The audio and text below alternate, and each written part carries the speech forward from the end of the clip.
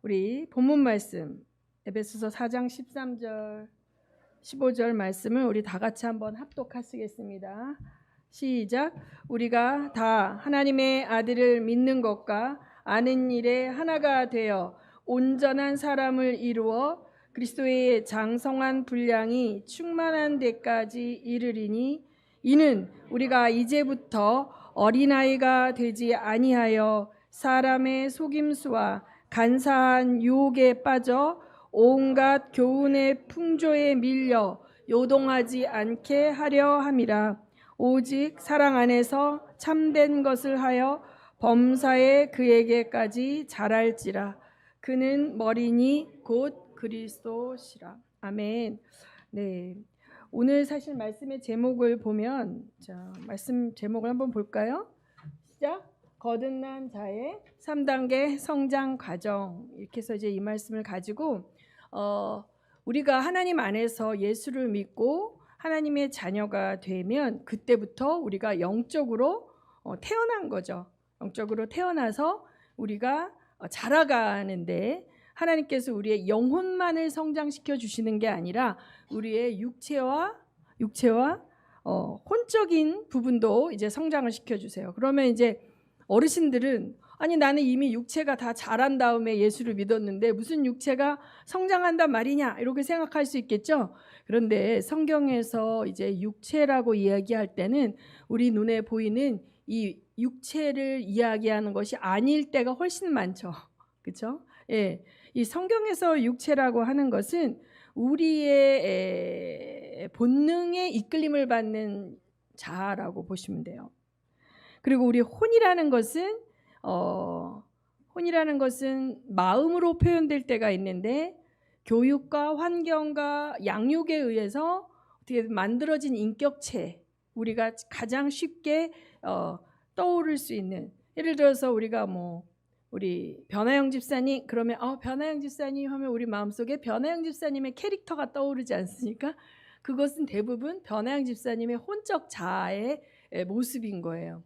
그래서 하나님께서는 우리의 영을 충만케 하실 뿐만 아니라 우리의 혼과 육의 자아도 성장시켜 주시기를 원하시는 아버지이심을 믿으시기 바랍니다. 아멘. 자, 그래서 이제 시간 관계상 이제 영적인 것은, 영은요 거듭나야 되는 것이 첫 단추죠. 영이 일단 거듭나야 돼요. 그래서 갈라디아서 4장 4절에서 7절을 보면 우리가 어떤 자였냐면 마귀에게 속한 진노의 자식이었는데 하나님의 자녀로 우리가 호적이 옮겨졌어요. 입적이 되었어요. 우리 신분이 바뀌었다는 거죠. 거듭난 자에 한해서. 그러면 여러분이 이제 거듭난다는 것을 어떻게 생각할까요? 마음으로 믿어 의에 이른다 그랬잖아요. 여기서 굉장히 중요한 게 마음으로 믿는다는 거예요. 그러니까 내 생각 속에서, 내가 지식 속에서 믿고 있다고 생각을 하지만 내 마음이 안 믿을 수 있어요. 내가 교회의 멤버가 되었고 수십 년 동안 신앙생활을 했고 그 교회 안에서 어떤 타이틀, 심지어 목사까지 되는 그런 프로세스를 거치고 있다 하더라도 내가 안 믿고 있을 수 있어요. 내 마음이. 하나님이 주목하시는 부분은 보여지는 어떤 타이틀이나 그 사람의 어떤 신앙적 행위나 어떤 그런 것이 아니라 하나님은 마음을 보시거든요. 그래서 여기서 굉장히 중요한 게 거듭났다는 것은 마음으로 믿는다는 거예요. 마음으로 믿는다. 그래서 마음으로 믿고, 마음으로 믿을 때는요, 이 믿음의 과정, 하나님의 진리와 이 거듭남과 구원함의 과정은요, 논리로 설명이 되지 않는 게 굉장히 많아요. 그래서 논리로 설명이 안 되는 부분도 믿어져야 돼. 그렇죠? 당장 예수 그리스도의 독생자가 이 마리아에게서 탄생했죠. 그렇죠? 남자를 알지 못하는, 결혼하지 않은 처녀의 몸으로 탄생했는데 이게 논리로 설명이 안 돼요. 생물학적 이론으로 전혀 설명이 안 되는데 이게 믿어져야 돼요. 이거를 믿게 하시는 거는 성령님이 믿게 하실 수 있죠. 그것을 내가 이성적으로는 전혀 동의할 수 없는 프로세스지만 마음으로 믿어져야 돼요. 이것이 거듭난 자들의 특징입니다. 거듭나지 않은 자들은 믿어야 해, 믿는다고 치고 그렇다고 하고 막 이렇게 주장하지만 실제적으로 마음으로 동의가 안 되는 것은 거듭나지 않았다고 저는 봐요. 성령께서 이 구원의 첫 단계에 이 하나님의 놀라운 예수 그리스도께서 우리를 위하여 오셨다는 이 사실. 자, 그래서 여기 에베소서 4장에 보면 우리가 다 하나님 아들을 뭐예요? 믿는 것과 아는 일에 하나가 되어 온전한 사람으로 자라가는데, 우선 믿는 것은 내가 지적으로 동의하는 게 아니에요. 사형리를 따라하는 게 아니에요. 그 마음으로 믿는 것을 거듭났다고 얘기하거든요. 그 다음에 아는 일, 이 하나님 아들을 믿는다, 하나님 아들을 안다, 하나님을 안다 하는 것은 지식적으로 성경의 내용을 알고 있다가 아니에요. 그분은 인격적으로 경험하고 아는 그 아는 걸 얘기해요. 그래서 이런 사람들은 이게 우리의 육체 안에, 영혼 안에 생명의 씨앗이 심겨졌기 때문에 반드시 자라가는 거죠. 살아있는 믿음을 갖고 있으면. 그래서 이 안다는 것에 대해서 우리가 이제 오해하지 말고, 정말 하나님을 믿는다는 것에 대해서도 너무 쉽게 생각하면 안 돼요. 정말 하나님께로부터 거듭난 자들, 그러한 자들이 하나님을 알기를 갈망하고 하나님 안에서 성장하기를 원하고 성장해 간다고 보시면 됩니다. 저는 우리 교인들은 전부 거듭나고 하나님 안에서 하나님을 알아가고 있다고 믿습니다. 예. 자, 그래서 논리로 설명할 수 없는 대속의 진리가 믿어지는 단계, 이것이 거듭난 자의 모습입니다. 그 다음에 이제 두 번째 단계는 뭐냐면 육이 구원받아가는 단계예요. 육. 그래서 우리가 이 영이 거듭난다는 것은 단번의 사건이고 일회적인 사건이에요. 그것이 어떤 사람은 언제 내가 하나님을 인격적으로 만났고 하나님을 회심의 경험의 시간과 그걸 기억하는 사람도 있고 기억하지 못하는 사람도 있지만, 이것은 우리의 인생 가운데 어떤 한 번의 사건이라는 거예요. 그게 스타트되는 사건이라는 거예요. 그 스타트되는 그 사건 이전에는 나는 마귀에게 속한 자였고 마귀의 자녀였어요. 그런데 그 사건 이후에는 나는 하나님의 자녀고 하나님 나라에 속한 사람으로서 이제 스타트가 된 거예요. 그래서 이게 굉장히 중요한 터닝의 포인트죠. 그렇죠? 그런데 이제 여기서 끝이 아니라는 거예요. 물론 이제 우리가 씨 뿌리는 자, 복음을 증거하는 자, 이렇게 되는 분들에게는 이 사역을 중점적으로 하시는 사명을 받으신 분들은 이제 거듭나야 된다, 이것을 굉장히 강조를 하시겠죠. 그런데 이제 여기서 끝이 아니라 자라가야 되는 거죠. 자라가야 되는데 어떻게 자라가야 되면 나의 육에 속한 영역이 자라가야 되는 것이고 혼에 속한 영역이 자라가야 되는 거예요. 제가 수요일 날 강의를 말씀한 것처럼 이 이원론적인 헬라 철학에서는 이 육체, 눈에 보이는 육체, 또 육체에서 나오는 욕망들, 기본적인 욕구들을 절제하고 금욕하는 것이 육을 자라게 하는 거라는 그런 오해를 했어요. 그래서 육을 학대하는 그런 이제 철학이 생겨났죠. 그리고 아니면 이 육은 영에 아무런 영향을 주지 못한다 해서 육적인 것을 방종에 놔두고 쾌락주의로 가도 영이 아무 효과가 없다, 아니 영향이 없다라는 그런 것이 영지주의의 사상인데, 성경에서는 우리 육이 굉장히 중요합니다. 육이라는 것은 우리의 육체에도 중요해요. 우리의 육체를 건강하게 돌보고 이 육체가 이 땅에서 살아서 숨쉬는 기간이 나에게 주어진 하나님의 나라를 위한 일할 수 있는 기간이지 않습니까? 그렇죠? 그래서 이 기간을 잘 쓸 수 있도록, 예를 들어서 우리가 육체는 살아있으나 중병이 걸려서 움직이지 못하는 시간들은 하나님 나라를 위해서 액티브하게 뭔가를 할 수 없잖아요. 그 때문에 육을 돌보는 것이 굉장히 중요합니다. 건강한 육체를 되기 위해서. 제가 타지키스탄 왔다 갔다 하다 보니까는 이제 시차 때문에 당이 막 생기는 증상, 식전 혈당이 막 올라가고, 그래서 제가 이제 비타민 B를 먹기 시작하니까 이게 탄수화물 대사에 관여하는 게 비타민 B군이거든요. 그래서 비타민 B군의 비타민을 먹기 시작하니까 이게 잡히더라고요. 그러니까 그런 어떤 세상의 학문과 의학의 도움을 통해서 내가 육을 이제 돌보는 부분이 나쁜 게 아니에요. 그렇죠? 육을 학대하라는 말이 아니에요. 근데 이제 성경에서 자, 갈라디아서 5장 24절을 보겠습니다. 갈라디아서 5장 24절. 시작. 그리스도 예수의 사람들은 갈라디아서 5장 24절.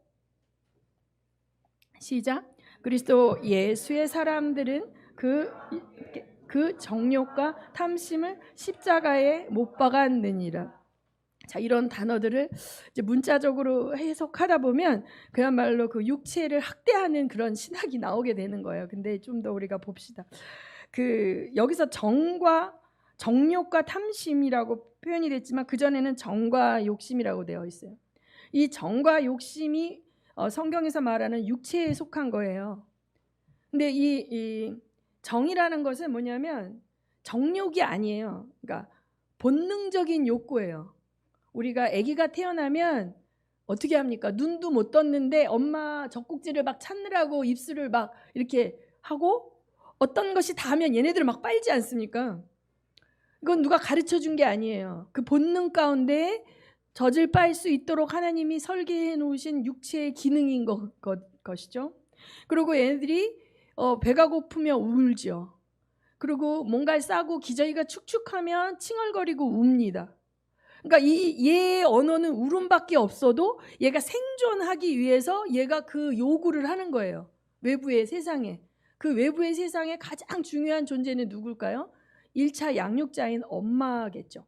그래서 엄마하고의 관계 속에서 그 욕구를 채워가면서 육이 성장해 가는 거거든요. 그래서 이 욕구 자체를 죄악시하는 것이 아니라 이걸 잘 배워야 되는 거죠, 우리가. 그래서 이 정에 속한 것은 본능적인 욕구예요. 본능적인 욕구는 의식주에 해당한 거겠죠. 입어야 되고 먹어야 되고 싸야 되고 그다음에 안전하게 거할 수 있는 안전하고 편안한 그런 것을 원하는 그 생존을 위한 욕구인 것이죠. 정이라는 것이. 육체에 속한 정이라는. 그다음에 요것이 조금 끝나고 나면 인정을 받기 원해요. 사랑을 받기 원해요. 태어난 존재는. 어저께 되게 재밌는 일이 있었어요. 저한테는 재밌는데 여러분 이제 우리 할아버지 생신이다 뭐 해가지고 영상 통화를 미국에 있는 이제 손주들하고 했는데 우리 큰 손주가 공부보다는 몸을 움직이는 걸 좋아해서 체조를 배우러 일주일에 한 번인가 다니는데 만날 때마다 개인기를 자랑하죠. 영상으로. 근데 이렇게 덤블링 같이 넘어가지고 거꾸로 넘어갔고 이렇게 다리가 여기 있고 배가 하늘로 하고 머리가 땅에 되니 거꾸로 이렇게 되는 거 있잖아요. 그 자세를 이제 하는 거예요. 개인기 연습한 게 이제 성공했어요. 우리는 막 박수를 쳐주죠. 와 대단한데, 그러니까 인정받고 뭔가 대단한 존재로 사랑해주는 가족들한테서 그러한 혼적인 욕구를 채워가면서 아이들은 자라는 거예요. 그런데 그 누나가 옆에 하는데 그 조그만 우리 수아하고 동갑인 우리 손주가 지도 막 하는 거예요. 근데 따라했는데 실수로 이게 됐어. 아기가 걔가 2돌 지났나? 이게 된 거예요. 제주를 넘다가 이렇게 머리하고 머리 이게 땅바닥에 다 있고 허리가 이렇게 구부러진 거예요. 아기가 된 거예요. 근데 자꾸 하는데 자꾸 되는 거예요. 누나는 1달 연습을 했는데. 그래서 우리가 와 하면서 진짜 막 놀래고 있었는데 갑자기 강아지 우리 키우는 라이가 막 뛰어오더니 나한테 덜컥 앉아갖고 거기 보지 말고 나 보라는 거예요. 이게 아이들은 나를 봐주세요. 내가 대단해요. 나 이런 거 할 수 있어요. 막 하는데 아니 사람이 아닌 짐승조차 얘네들 보지 말고 나를 보라고 달려와갖고 가로막고 하는 거예요. 이 본능 안에는 인정받고 싶고 사랑받고 싶고 이 환호받고 박수받고 싶은 욕구가 있거든요. 이거는 하나님이 넣어준 욕구예요. 이 욕구 자체가 죄악이 아니라고요. 이 욕구를 건강하게 채워갈 때 건강한 인격으로 성장이 되어지는 거죠. 그래서 이 욕구를 우리가 어떻게 다스리고 있나를 보는 거예요. 우리가 예수 믿고 거듭나고 영이 하나님 안에서 이제 거듭나고 영적인 존재가 됐다 그래서 우리가 밥 안 먹어도 배가 안 고픈 거 아니죠. 그렇죠? 굶고 살 수 없는 거죠. 화장실 안 가지 않잖아요. 그렇죠? 우리의 육체와 우리의 인격 안에 욕구가 있는 거예요. 인정받고자 하는 욕구가 있고 사랑받고자 하는 욕구가 있는데 이것을 이렇게 없다 치고 살다 보면 왜곡된 인격으로 우리가 만들어져 가는 거예요. 그런데 이것을 주님 안에서 건강하게 이 욕구를 채워가는 걸 우리가 배워야 되는 것이죠. 그게 중요해요. 그래서 어려서 이 본능적 욕구가 유아기 때 완전히 채워지지 못하고 결핍이 되어지면 우리 안에서 끊임없는 탐심이 올라올 수 있어요. 우리가 왜 식탐이 많은 사람들 있지 않습니까? 식탐. 그러니까 배가 불러도 절제가 안 되고 계속 먹는 경우 그거는 정서적인 허기 혹은 어렸을 때 음식에 대한 결핍이 그 사람의 인격 안에 트라우마를 만드는 거예요. 막 먹는 거죠. 그래서 이 본능적 욕구가 잘 채워지지 않고 다스려지지 않으면 성인이 되어서도 이상한 방법으로 혹은 사람들 앞에서는 아닌 척하고 있지만 혼자 있을 때 그 본능적 욕구에 이게 해결이 안 되는 거예요. 이런 일이 있었어요. 2019년에 뉴스에 나온 일인데 그런 사람이 적었는데 고시 3관왕 경찰대학 출신인 엘리트인데요.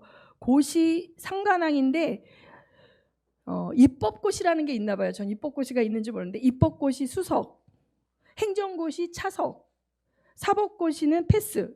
이거를 한 해에 다 붙은 거예요. 보통 이렇게 3관왕이라 그래갖고 고시 3개를 패스한 게 몇 년 간격으로 된 몇 분이 계시더라고요. 옛날에 박찬종 의원이었던 분도 그랬고 고승덕 변호사 이런 사람들도 있었는데 이 사람은 1년에 이걸 다 패스한 거예요. 그것도 입법고시는 수석, 행정고시는 차석이래. 근데 이 사람이 자기는 법을 만드는 일을 하고 싶다 해서 국회 사무관으로 들어갔어요. 국회 사무관으로 들어갔는데 이 사람이 그로부터 3년 뒤엔가 음란 동영상을 찍다가 경찰에 잡힙니다. 국회 화장실에서 여성 화장실에 들어가서 찍다. 근데 이것이 한 번이 아니라 3번째 계속이 된 일이에요. 그럼 이 사람 안에 지적인 능력은 엄청 뛰어난 거예요. 지성은. 그렇죠?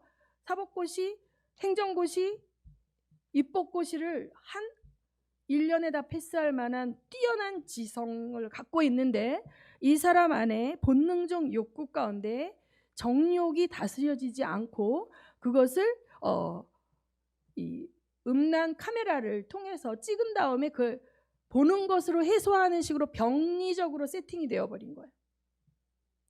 이것은 사회적 지위나 그가 갖고 있는 어떤 사회적 능력 이런 거와는 상관이 없어요.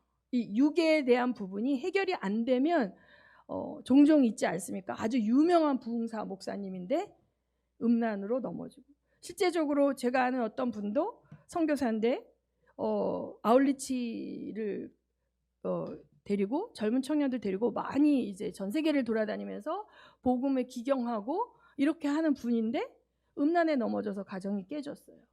왜 이런 일들이 생길까요? 왜? 우리의 육이 십자가에 못 박혔다는 건 영적인 세계에서 사실이거든요. 그런데 우리가 아직도 육 가운데 살고 있단 말이에요. 그래서 이 본능에 대한 부분을 말씀 안에서 잘 다스리는 걸 훈련하지 않으면 이런 일이 일어나는 거죠. 그래서 이 본능적 욕구를 충족시키고 이것을 하나님이 기뻐하시지 않는 방법이라 할지라도 나라는 이고라 그래요. 심량욕으로. 이고를 추구하는 사람은 하나님 일을 하면서도 그걸 추구해야 돼요. 우리 교회가 꼭 1등을 해야 되고 우리 교회가 부흥돼야 되고 우리 교회 나 우리 교회 안에서 내가 인정받아야 되고 목사들 가운데 내가 목사 대접을 제대로 받아야 되고 이런 나의 본능적 인정 욕구 나의 본능적 허기심을 채우기 위해서 이 하나님의 일이라는 것을 기재로 가져왔을 뿐이지 그 날 것 그대로의 그의 본성이 다룸받지 않고 있다면 육에 속한 사람인 거예요. 이 부분을 우리는 잘 간과하죠. 왜냐하면 행위적으로 드러나는 열매들을 보기 때문에. 그래서 이 육은 언제 처리되는 줄 아세요? 이 육은? 그러니까 완벽하게 완전히 우리가 이 육의 제한과 영향을 받지 않는 것은 우리가 죽고 나면이에요. 그래서 죽을 때까지 우리는 이 육이 나를 넘어뜨리는 도구가 될 수 있고 하나님의 영광을 드러내는 도구가 될 수 있다는 사실을 잘 기억해야 돼요. 그래서 선줄로 앉아는 뭐라고요? 넘어질까 주의하라 그러는 거죠. 우리가 아는 그 유명한 목사님, 청년들을 다 일으키고 선교를 하고 교회 건축도 안 하고 모든 선교 재정에 붙던 분이 매스컴에 어떻게 됐습니까? 성추행으로 징계를 받고 단에 서지도 못하는 일들이 일어나는 것. 왜 그러냐면 우리가 우리를 인정하고 봐야 돼요. 나는 육의 본능에 이끌릴 수밖에 없는 한계를 가진 존재인데 이 죄, 오늘 저는 찬양이 너무 감사해요. 제 설교를 완전 요약해 놓은 거예요. 은혜 안에서 나를 봐야 돼요. 은혜 안에서 죄인된 나를 봐야 돼요. 근데 사람들은 은혜를 벗어놓고 죄인된 나를 보려고 하니까 너무 두려운 거예요. 그래서 죄인된 나를 보지 않고 십자가로 의인이 되었다. 나는 이제 완전히 죄에서 해방되었다. 라고 얘기하는데 실상은 죄에 이끌리는 삶을 살아요. 의지가 강한 사람은 감정을 묵살해버리고 의지적으로 선한 일을 한다고 하지만 실제 자기의 리얼 자아, 사람들이 없는 곳에 혼자 있는 자기 자아는 중독에 빠져 있는 경우가 굉장히 많습니다. 그 중독은 젊은 신학생들 가운데 최고의 고민이 뭐냐면 정욕의 부분이라 그러더라고요. 신학교에서 조사했을 때. 그럼 그들은 그 욕구를 음란한 것을 본다든지 어떤 그런 영화를 본다든지 어떤 그런 것들을 갖고 채워나갈 때 그 육에 다스림 받고 있지 않는 거죠. 그가 아무리 많은 사역을 하고 있다 하더라도. 그래서 이제 은혜 안에서 죄인된 나를 보는 거예요. 왜냐하면 우리는 이미 승리했기 때문에 이 일어나는 죄의 현상들에 대해서 주눅이 들 필요도 없어요. 그냥 나의 본적은 이미 하늘나라에 가 있기 때문에. 그래서 이거를 직면하면서 고쳐나가면 되는데 이걸 두려운 거예요. 그래서 덮어놔요. 이 아담과 하와가 선악과를 먹고 수치심과 죄책감을 가리기 위해서 어떻게 했다래요? 무화과나무 치마를 해 입었잖아요. 그런데 하나님이 무화과나무 치마를 왜 해 입었어? 라고 야단치신 것이 아니라 그걸 벗겨주시고 짐승의 가죽옷을 입혀주셨어요. 더 완전한 것을. 수치와 허물을 가릴 수 있는 하나님은 그런 분이시라는 거에 대한 믿음이 있어야 내 무화과나무 치마가 찢겨져 나가는 거에 대해서 두려워하지 않는 거예요. 그게 채찍과 형벌이 아니라 나한테 더 완전한 옷을 입혀주시기 위해서 그 걸레쪽 같은 무화과나무 치마를 벗기신다라는 믿음을 가지시는 여러분이 되시기를 예수의 이름으로 축원합니다. 하나님 앞에서 가면 쓰지 마세요. 하나님 다 보고 계시기 때문에 무화과나무 치마로 가린다고 가려지지 않거든요. 그럼 나의 이 본능적 욕구 가운데 해소 안 되는 부분을 주님 앞에 가지고 나갈 수 있어야 되는데 그것은 은혜 안에서 죄인된 나를 볼 때 가능해요. 근데 그 은혜가 없이 죄인된 나만 보면 두려움에 잡혀버리죠. 숨게 되죠. 나무 뒤로. 근데 주님은 불러내시잖아요. 나와라. 나와라. 그래서 우리가 이 육은 이제 우리가 예수님 오실 때 부활할 때 나를 힘들게 하지 않는 변화된 육체로 호련히 덧입게 되죠. 이 육체가. 그렇죠? 그래서 그때까지는 우리가 이 육을 다스리는 훈련과 하나님의 도움을 요청하면서 사는 여러분이 되시길 예수 이름으로 축원합니다. 아멘. 다음번에는 3단계예요. 혼이 하나님을 알아가고 주님의 것으로 채워져 가고 하나님과 교제하고 하나님의 통치를 즐거워하며 예수 그리스도의 친구와 신부로 만들어져 가는 과정이에요. 아까 이제 육의 본능적인 부분, 인정 욕구, 생존 욕구에 집착하면서 세상을 사는 사람들, 예수를 믿어도 기복신앙의 단계에 있는 성도들은 유아기의 어린애들하고 똑같아요. 어린애들, 유아기의 어린애들. 그 다음에 이 사람들 안에 뭐냐면 하나님을 볼 때 자기가 자녀인데 유아기의 자녀로 보기보다는 자기를 종으로 봐요. 하나님과의 친밀감을 누리지 못해요. 유아기의 아이들은 엄마를 볼 때, 아빠를 볼 때 자기 욕구를 채워주는 대상으로 봐요. 엄마 아빠의 마음과 형편을 헤아릴 수 없어요. 유아기 아이들은 엄마 아빠한테 떼를 쓰죠. 왜? 내 필요를 누가 채워주는 존재로 인식되어 있기 때문에. 그런데 이 부분이 있고요. 육의 부분에 묶여 아직 성장이 거기까지 된 그런데 하나님이라는 분이 만물의 주인이시고 통치자라는 걸 알기 때문에 그 하나님 앞에서는 종처럼 또 이렇게 자유함이 없고 그 죄인된 자기에 대해서 은혜 없이 보게 되면 하나님을 두려운 존재로, 그래서 율법에 묶여버릴 수도 있죠. 그런데 이제 이 혼을 다스리는 단계, 혼에 대해서 하나님이 이제 성장시켜 주시는 단계에 가면 이제 이 단계의 목적은 우리가 하나님과 친구가 되는 거예요. 이 친구는 예수 그리스도가 뭐예요? 친구를 위해서 목숨을 버리며 이보다 더 큰 사랑이 없나니 요한복음 말씀하셨고, 친구에게는 비밀을 말하잖아요. 우리가 엄마 아빠는 말 안 해도 친구 관계에서는 이런 비밀을 말하죠. 그 정도로 하나님의 모든 비밀을 나누는, 아브라함이 하나님의 비밀을 알았죠. 소돔과 고모라를 멸망시키고자 하시는 그것을 내가 아브라함에게 말하지 않겠느냐 하시면서 말씀해 주시죠. 영적인 비밀을 계시해 주셔요. 그리고 이 사람은 하나님 안에서 죄인된 자기를 보지만 그 죄 때문에 하나님으로부터 오는 어떤 책망과 그것을 두려워하지 않아요. 왜? 이것을 어떻게 보냐면 하나님이 나를 씻겨주실 수 있다. 예수의 보혈의 능력을 믿는 거예요. 오늘 내가 또 넘어져서 똥을 묻혔지만 집에 가면 어떡합니까? 엄마가 목욕시켜주고 깨끗하게 새 옷 입혀주잖아요. 언제나 날마다 하나님 앞에서 날마다 십자가의 능력을 사용할 줄 아는 거죠. 이때 여기가 우리가 제일 어려워요. 우리의 마음을 주님이 주목하세요. 우리의 마음이라고 볼 수 있는 나라는 자아를 다루시는 과정이기 때문에 나의 어떤 행위가 아니라 그 행위를 하게 하는 나를 다루신단 말이죠. 자, 이거 헷갈려 했던 사람이 욥이에요. 욥. 우리 욥기 23장 1절에서 10절 한번 읽어볼까요? 우리 교독할게요. 욥이 어땠습니까? 행위적으로 완전하게 하나님을 섬겼죠. 모든 율법의 제사를 다 지키고 자녀들에게도 하나님을 경외하도록 가르치고 행위적으로 의인이라고 할 만큼 완벽한 거룩한 삶을 살았던 욥인데 엄청난 환란이 왔죠.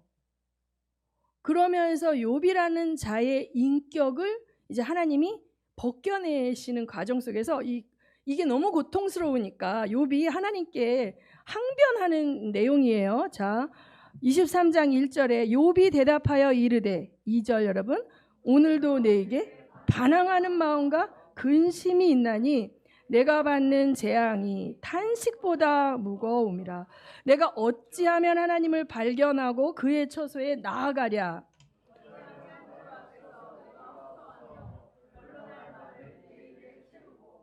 내게 대답하시는 말씀을 내가 알며 내게 이르시는 것을 내가 깨달으랴.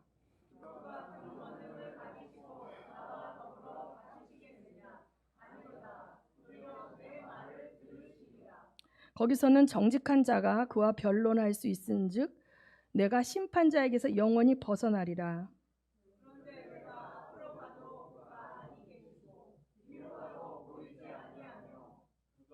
그가 왼쪽에서 일하시나 내가 만날 수 없고 그가 오른쪽으로 돌이키시나 배울 수가 없구나.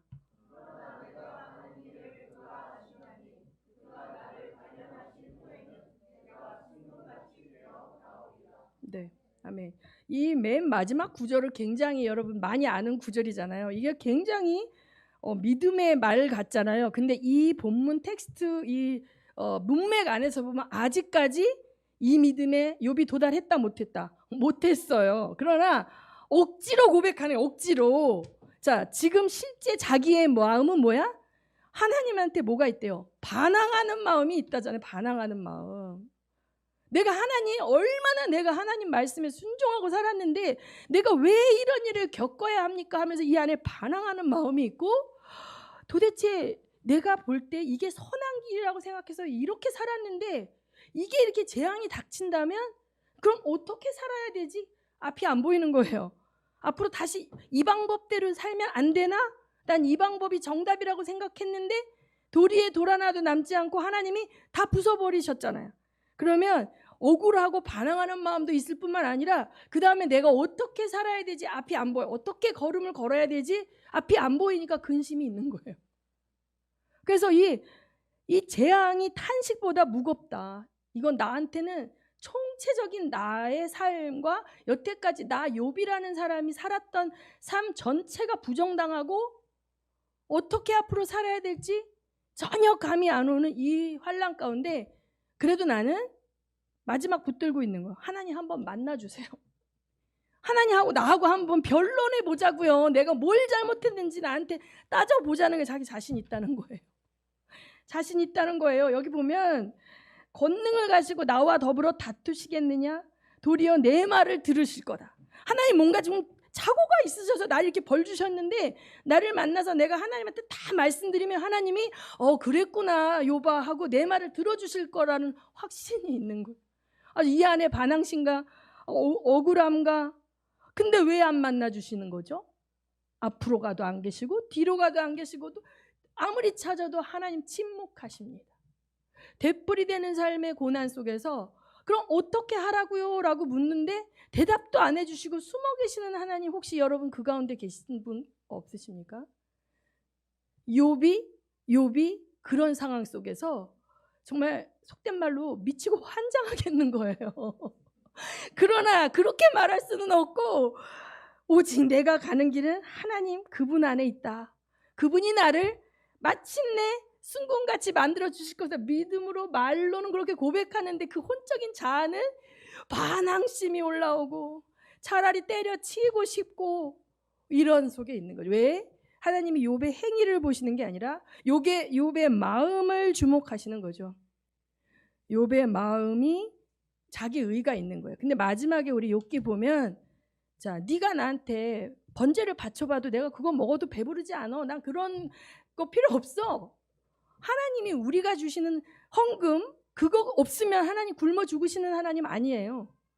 그걸 바치게 하시는 이유는 우리를 위해서 하나님이 우리에게 복을 주시고 하나님의 말씀에 순종한다는 근거를 누구나 알 수 있는 시스템 속에서 하도록 마련해 놓으셨을 뿐이지 실상 하나님 그거 없어도 아무 상관이 없어요. 이 천지 만물이 다 하나님 거기 때문에 한순간에 욥을 불어서 없애실 수도 있는 그 하나님인데 네가 지금 내 앞에서 빠득빠득 우기면서 나한테 왜 이러시는 거예요? 내가 하나님 얼마나 열심히 섬겼는데 나한테 이러셔도 되는 거예요? 라고 따질 거라고?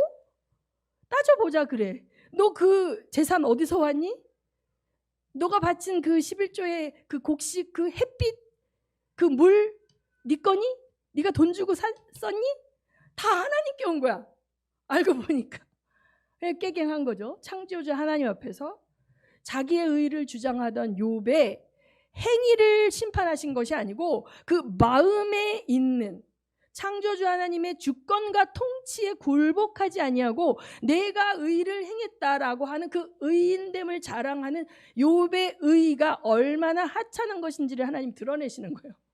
무섭죠? 여러분, 하나님의 이 훈련은 진짜 무섭고 잔인해요. 내 의를 포기할 때까지 되풀이 되거든요. 혹시 여러분이 동일한 실수가 되풀이 되는 어떤 일이 있습니까? 관계에서든 물질의 관계에서든 어떤 거에서든. 그런데 이게 저주가 아닌 거예요. 자, 다시 한번 은혜 안에서 죄인된 나를 보시기 바랍니다.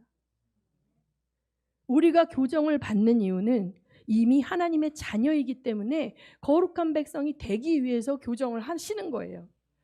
그런데 이 기복신앙의 6의 단계의 성장에 멈춰 있는 사람들은 이 생사화복 가운데 선한 것이 오면 하나님이 상 주셨어. 나쁜 것이 오면 하나님이 나 벌 주셨어. 내가 뭘 잘못했지? 행위에 주목하게 되고 자꾸 상과 벌의 문제로 나는 잘했으면 상을 받고 못했으면 벌을 받는 그 수준의 유아기적인 회초리와 사탕의 수준으로 하나님을 자꾸 이해하게 되면 여러분이 답이 안 나오는 경우가 많습니다. 하나님 우리를 혼적인 자아를 다루시는데 여러분이 주시는 하나님께 드리는 그 뭐가 필요한 게 아니에요. 하나님이 천지 만물의 주인이시거든요. 여러분이 뭐 100억을 헌금한다 하더라도 하나님 놀랄 일이 아니에요. 목사님은 놀래겠지. 저도 놀랄 것 같아요. 어떤 성도가 100억을 우와 이거 뭐야 이렇게 할 거예요. 그런데 하나님은 100억의 100배라도 놀라실 이유가 없어요. 그 하나님 앞에 내 마음을 살피는 훈련, 마음을 다스림받는 훈련이 진짜 어렵거든요. 근데 이게 막 산 사람들 있잖아요. 막 세리와 창기처럼 살거나 조폭처럼 산 사람들은 쉬워요. 근데 욥처럼 산 사람은 이게 진짜 반항과 근심이 올라올 수밖에 없는 거예요. 그래서 자, 하나님이 우리에게 말씀하십니다. 이 과정은 자녀이기 때문에 오는 걸 믿으시기 바랍니다. 로마서 8장 17절 읽습니다. 시작. 자녀이면 또한 상속자 곧 하나님의 상속자요 그리스도와 함께한 상속자니 우리가 그와 함께 영광을 받기 위하여 고난도 함께 받아야 할 것이니라. 아멘. 하나님은 정말 물려주시기 원해요. 하나님의 거룩한 인격과 성품을 우리가 입기를 원하고 하나님 나라도 우리에게 물려주기를 원하기 때문에 이 고난을 통해서 우리를 정금과 같이 만들어 가시는 분이심을 믿으시기 바랍니다. 그런데 로마서 8장 26절에서 30절 보면 이걸 누구와 함께 하냐? 시작. 이와 같이 성령도 우리의 연약함을 도우시나니 우리는 마땅히 기도할 바를 알지 못하나 오직 성령이 말할 수 없는 탄식으로 우리를 위하여 간구하시느니라. 아멘. 자, 마음을 살피시는 이가 성령의 생각을 아시나니 이는 성령이 하나님의 뜻대로 성도를 위하여 간구하심이니라. 우리가 알거니와 하나님을 사랑하는 자 곧 그의 뜻대로 부르심을 입은 자들에게는 모든 것이 합력하여 선을 이루느니라. 하나님이 미리 아신 자들을 또한 그 아들의 형상을 본받게 하기 위하여 미리 정하셨으니 이는 그로 많은 형제 중에서 맏아들이 되게 하려 하심이라. 또 미리 정하신 그들을 또한 부르시고 부르신 그들을 또한 의롭다 하시고 의롭다 하신 그들을 또한 영화롭게 하셨느니라. 아멘. 여기 로마서 8장 30절의 맨 마지막 문장을 보면 자, 미리 정하신 그들을 부르셨대요. 부름받은 자들의 모임이 교회입니다. 에클레시아. 그런데 이 부른 자들은 어떻게 돼요? 영이 거듭나요. 영이 거듭나. 하나님의 자녀로 새로 태어나. 교회의 멤버가 된다는 것은 세상 마귀 통치받는 세상의 백성에서 하나님 아버지의 통치를 받는 왕이신 예수 그리스도의 통치를 받는 하나님의 백성이 됐다는 거예요. 그런데 여기서 그들을 또한 의롭다 하셨다는 거예요. 그러니까 의로워서 의롭다 하신 게 아니라 예수의 의를 우리가 가졌기 때문에 의롭다 하신 거예요. 칭의라고 교리적 용어로 그래요. 의롭다 칭해 주는 거예요. 근데 혼과 육이 진짜 의로운 일만 하냐? 아니라 그랬죠. 마귀 자식일 때 하던 그 혼과 육의 욕구를 쫓아서 자꾸 살려고 한단 말이에요. 그래서 의롭다 하시고 의롭다고 칭해준 자들, 의롭다 하신 그들을 또한 어떻게? 영화롭게 하신다. 처음에는 그냥 죄투성이고 오물투성이인 그 자를 받아서 의롭다 쳐주셨지만 거기서 끝나는 게 아니라 의롭다 쳤어. 너 의인이라고 내가 해줄게. 근데 진짜 의인은 아닌데 이제부터 어떻게? 의인의 삶을 살도록 영화롭게 되는 거룩한 족속과 제사장의 삶을 살도록 트레이닝 들어가자. 혼과 육을 다스림을 받는 훈련을 하자. 이렇게 하는 거예요. 그래서 이 칭의를 너무 쉽게 우리는 옛사람 죽었어. 십자가에 죽었어. 하고 훅 지나가고 나는 거듭난 새 사람의 모습이야. 이제는 그 죄와 사망이 나를 더 이상 통치할 수 없어 라고 말하고 사는데 열심히 살아. 자기의 혼적 자아로 살아. 근데 그것은 육신의 정욕과 안목의 정욕과 이생의 자랑과 자기의 성장 과정 속에서 인격적 결핍, 트라우마, 이 모든 것들을 다 그대로 갖고 살아가고 있다라는 거죠. 하나님이 이 성화를 초등학생 수준의 영적 어린아이들에게는 하지 않으세요.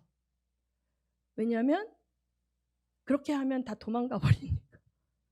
믿음이 장성한 분량에 이르려면 적어도 사춘기 정도 될 정도의 지정의와 의지가 섰을 때 말씀과 이걸 갖고 자기 안에서 하나님 나라의 가치관이 선하다라는 것을 알게 됐고 세상 가치관보다 하나님 나라 가치관을 추구하고 살고 싶은 이 의지가 세워졌어. 내 자아 안에. 그랬을 때 이제 시작하는 거예요. 방법과 열매와 그 모든 것들이 하나님을 영화롭게 할 수 있는 모습이 되어야 되는데 이것이 사람들은 가시적인 행위적으로 얼마만큼 사람들이 환호하는 결과물이 있냐로 자기 내면적인 것까지도 됐다고 착각할 수가 있는 거죠. 그런데 두 가지가 다 중요하죠. 제가 2주 전에 천년 왕국에 들어가서 하나님 예수 그리스도와 왕 같은 다스림을 받는 기름을 준비한 처녀들 얘기했지 않습니까? 이 과정을 안 하는 사람은 기름이 준비가 되지 않거든요.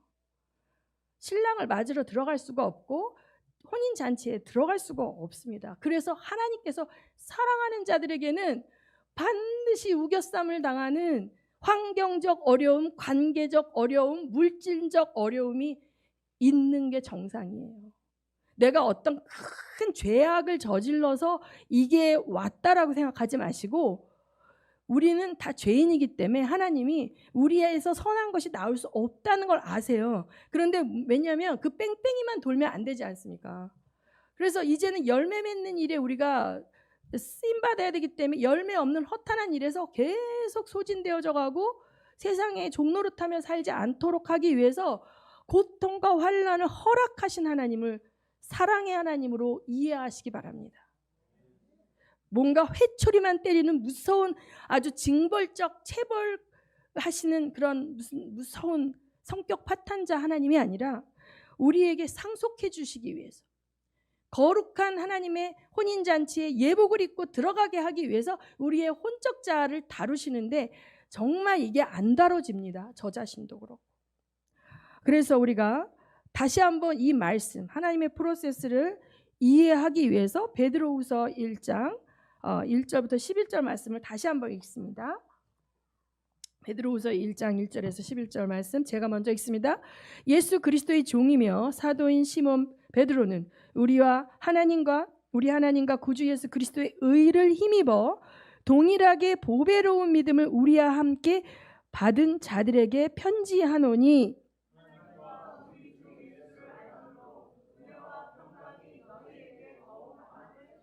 자, 여기서 이 베드로후서를 읽는 사람들은 예수 믿는 사람이야, 안 믿는 사람이에요? 믿는 사람이에요. 믿음, 보배로운 믿음을 가진 자들이에요. 영이 거듭난 자들이에요. 그 자들에게 자, 너희에게 은혜와 평강이 있기를 원한다는 거예요.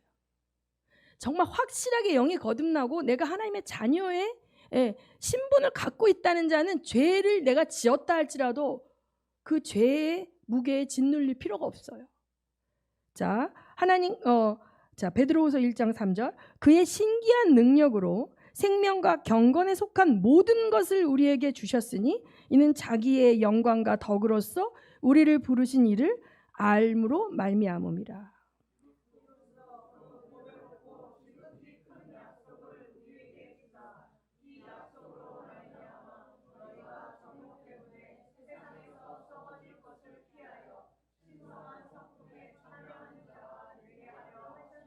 네. 자, 하나님께서 신기한 능력으로 생명과 경건에 속한 모든 것을 우리에게 어떻게 하셨다? 주셨다. 그러므로 우리는 세상에 썩어질 것을 피하여 신의 성품에 참여하는 자가 될 수 있다 없다? 있죠. 십자가의 능력이 있기 때문에 우리에게 주어졌어요. 자, 그런 우리에게 하나님의 성령의 능력이 주어진 우리에게 당부하고 있습니다. 무엇을 당부하냐? 베드로후서 1장 5절 시작. 그러므로 너희가 더욱 힘써 너희의 믿음의 덕의 지식을 지식의 절제를, 절제의 인내를, 인내의 경건을, 경건의 형제의 우애를, 형제의 우애에 사랑을 더하라. 자, 여기서 나오고 있는 모든 덕목들은 혼적인 자아의 모습에 관계된, 성령의 열매에 관계된 것들이죠. 여기서 덕의 지식을 할 때 이 지식은 세상 지식이 아니에요. 하나님을 아는 지식이에요. 이 하나님을 아는 지식은 성경에 대한 스토리, 성경에 대한 내용을 아는 그걸 말하는 게 아니에요. 하나님이 어떤 분인지 그분을 경험하고 알므로써 나에게 하나님의 이미지와 그 하나님께서 갖고 계신 인격이 어떤 것인지를 내가 아는 그 지식을 말합니다. 그 지식이 있어야 돼요. 경험적 지식이 있어야 돼요. 교육되어져서 주입되어진 지식이 말고 내 거가 된 지식이야. 말씀을 읽다 레마의 말씀으로 성령께서 나에게 깨닫게 해주신 그 지식이 있어야 돼. 그런데 이 지식을 때로는 절제해야 된다는 거예요. 천국을 3층천을 하루에 12번을 갔다 와도 그 사람들 앞에서 막 자랑하고 하면 안 된다는 거예요. 왜? 사람들마다 진도가 다 다르기 때문에 절제할 수 있어야 돼요. 성령으로부터. 그리고 인내해야 되고, 이 인내가 필요한 이유는 우리의 혼적 다스림을 받고 우리가 예수 그리스도의 신의 성품으로 가는 거는 그 쉽지가 않아요. 아까 정금과 같이 불을 풀무불에 넣었다 뺐다, 이 강철을 넣었다 뺐다 하는 것처럼 때로는 심한 연단의 고통을 통해서 우리의 불순물이 빠져나가기 때문에 인내할 수 있어야 돼요. 그 다음에 그 인내하면서 에라 모르겠다, 나 예수 안 믿어 이렇게 하면서 하는 게 아니라 경건의 모습을 붙들고 있어야 돼요. 행위적으로도. 그리고 이웃도 살펴야 되는 거예요. 형제 우애에 사랑을 더하는 것. 자, 이것이 자 베드로후서 1장 8절 읽습니다. 시작. 이런 것이 너에게 있어 흡족한즉 너희로 우리 주 예수 그리스도의 알기에 게으르지 않고 열매 없는 자가 되지 않게 하려니와. 자, 베드로후서 9장 1장 9절 시작. 이런 것이 너는 맹인이라 너를 이루지 못하고 그의 옛 죄가 깨끗하게 된 것을 잊었느니라. 자, 여기서 이 훈련을 안 하면 맹인이 된대. 맹인이 되는데, 맹인이 돼서 멀리 보지 못할 뿐만 아니라 어떤 현상이 나오면 자기의 죄가 용서받은 것도 까먹어버려. 이게 옛 죄가 깨끗하게 된 걸 잊어버려. 그럼 어떻게 돼요? 마귀 종 되는 거예요. 죄책감으로 계속 컨트롤하는 마귀의 종이 되는 거예요. 제가 어떤 분이 계신데 저하고 이제 큐티 나눔을 하고 있는데, 그분이 굉장히 말씀도 많이 알고 참 헌신적인 삶을 사는데 이 하나님에 대한 이미지가 그리고 너무 율법에 묶여 있고, 그래서 이제 그분하고 그분이 큐티를 보내주면 제가 그 큐티를 보고 보완해서 이렇게 하는데, 기승전 나는 죄인입니다요. 기승전 나는 죄인입니다. 그러니까 나의 죄에서 끝나요. 그 죄가 무력화된 것까지 가야 우리가 승리를 하는데, 기승전 죄인입니다. 기승전 죄인입니다. 기승전 내 탓이요. 기승전 내 탓이요 하니까 카톨릭적 영성이야. 이 죄책감에 묶여갖고 하나님 나는 오늘도 또 죄지었어요 하면서 10대 치면 10대 맞는 게 정상인 거죠. 그러니까 이게 카톨릭적 영성으로 묶여요. 자, 죄에서 끝나면 안 됩니다. 죄를 무력화하신 예수 그리스도의 능력, 은혜까지 넘어가시는 여러분 되시기 예수 이름으로 축원합니다. 그래서 이 자기의 옛 죄가 깨끗하게 씻긴 걸 잊어버리게 된다는 거예요. 성령의 능력이 없고 하나님께 혼적인 다름을 받지 않고 이 부분을 잘 모르면 자꾸만 뒤로 거꾸로 돌아가. 진도가 거꾸로 나가. 그래서 자, 기승전 내 탓이어도 아니에요. 물론 내 탓이지만 하나님이 하실 일을 기대하시는 여러분 되시기 바랍니다. 그분의 그 큐티를 보면 자아 비판으로 끝나요. 누구를 더 사랑해야 하는데 사랑하지 못했다. 앞으로는 사랑하도록 노력하겠다. 근데 그 다음 날 보면 또 사건이 또 터졌어. 마음으로부터 계속 미워함이 올라온다. 이러면서 거기서 묶여가지고 계속 죄악에 묶여있는 나의 속에서 결론은 무력감. 그런데 여러분, 은혜 안에서 나의 죄인됨을 보시기를 예수 이름으로 축원합니다. 기승전 죄인에서 끝나는 게 아니라 부활의 생명을 이미 우리에게 주셨다는 하나님의 말씀을 믿으시기 바랍니다. 신기한 능력으로 생명과 경건에 속한 모든 것을 우리에게 주셨다는 거예요. 이것을 안 믿는 것이 불신앙이고 이게 악이에요. 내가 이 사람을 사랑해야 되는데 못 사랑했다? 그것도 물론 악이죠. 사랑하지 못했으니까 계명을 어겼지만, 그런데 더 큰 것은 은혜와 생명의 능력을, 생명과 경건의 능력을 우리에게 이미 주셨기 때문에 우리는 하나님 안에서 승리할 수 있다는 거 안 믿는 거, 그거 더 큰 악이에요. 마귀는 의지적으로 선을 행하고자 하는 욥과 같은 사람을 올무에 묶는 것이 바로 이 작전이거든요. 이 작전에 포로되는 여러분이 한 사람도 없기를 예수 이름으로 축원합니다. 아멘. 자, 그래서 10절을 읽습니다. 시작. 그러므로 형제들아 더욱 힘써 너희의 부르심과 택하심을 굳게 하라. 너희가 이것을 행한즉 언제든지 실족하지 아니하리라. 이같이 하면 우리 주 곧 구주 예수 그리스도의 영원한 나라에 들어감을 넉넉히 너희에게 주시리라. 아멘. 간당간당 들어가는 것이 아니라 넉넉히 들어간다는 걸 믿으시기를 예수의 이름으로 축원합니다. 기도하시겠습니다.